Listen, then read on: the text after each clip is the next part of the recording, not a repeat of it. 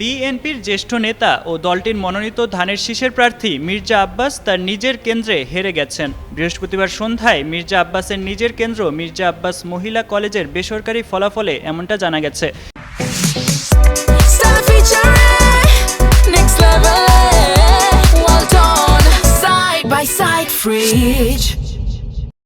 ফলাফলে দেখা যায় মির্জা আব্বাস ভোট পেয়েছেন 516টি আর এনসিপির প্রার্থী নাসির উদ্দিন পাটোয়ারি পেয়েছেন 523 ভোট, অর্থাৎ 7 ভোট বেশি পেয়ে এগিয়ে আছেন পাটোয়ারি। বেসরকারি ফলাফল অনুযায়ী এই কেন্দ্রে মোট ভোট পড়ে 2933টি। 3 কেন্দ্রে এগিয়ে নাসির উদ্দিন পাটোয়ারি বৃহস্পতিবার সকাল 7:30টায় সারা দেশে 42,000-এর বেশি ভোট কেন্দ্রে ত্রয়োদশ সংসদ নির্বাচন ও গণভোট শুরু হয়। বিরতিহীনভাবে ভোট গ্রহণ চলে বিকেল 4:30টা পর্যন্ত। ভোট গ্রহণ শেষে এখন চলছে গণনা।